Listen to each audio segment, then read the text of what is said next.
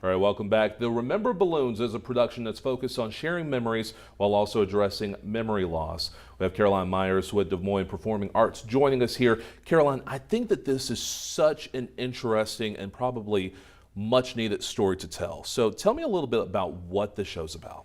Yes, so this story is it's based on a picture book, and it's based about a family that is a multi-generational family. So there's a young boy named James, his parents, and grandpa. And in this family, everyone's memories are represented by balloons. So you can pull down a balloon and share the memory that's inside it. Maybe it's a wedding, maybe it's a birthday party. And grandpa has the most balloons and the best balloons because he's lived so long. And then grandpa starts having trouble with his balloons. They start floating away, and the family has to figure out how they're going to work through that together.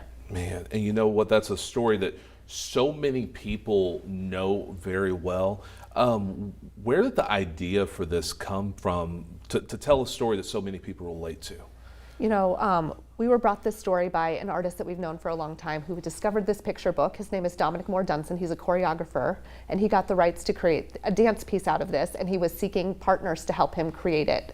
And Des Moines Performing Arts entered into that to help give him some time and space in the theater to help him create this. And he was really touched by it because it helped open up so many conversations even in his own family that he didn't know about when their family discovered this book. And now we're bringing it to stages across the country and right here in Des Moines. And I would imagine that that's one of the best parts, because when you have a piece like this is really going to open up those conversations for a lot of other families, maybe some conversations that people have been trying to avoid for a long time. Absolutely, and we've even seen that, you know, the company was here with us in August for a week to put the show together, and the number of people that we had come through that were able to see it or to interact with the company who said, you know, I really need to have a conversation with my siblings about this now because it's time to do a little bit more to support mom and kind of that caregiving generation.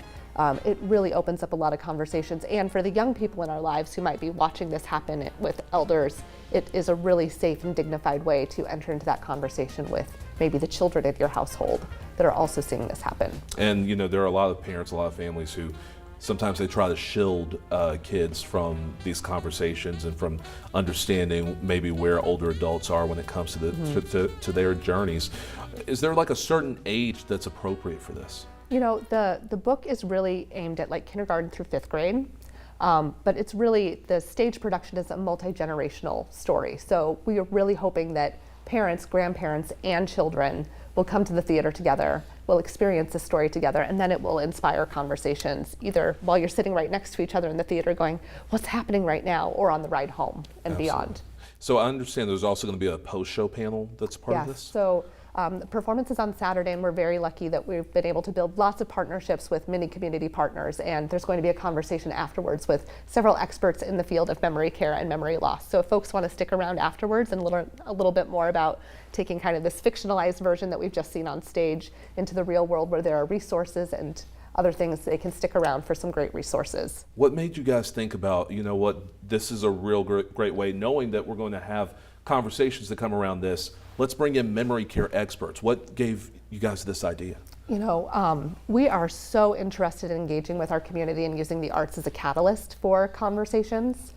So we've actually been doing lots of work with memory care facilities, schools. The company's been in town all week doing all sorts of outreach.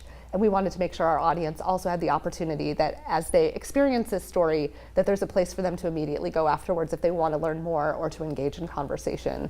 And the different community partners we've been able to build those partnerships with, we're so eager to be able to have that conversation with folks coming in to see the show as well. Okay, our time is wrapping up real quick. What's times, dates, where can people get information? Yes. So the public show is this Saturday at the Des Moines Civic Center. It's a 2 p.m. start for the performance, but if you come down. The hour before we'll have lots of family-friendly activities as well in the lobbies beforehand. So you can really make a really nice afternoon of it. Awesome. Caroline, thank you so much for joining us. Thank you. You bet.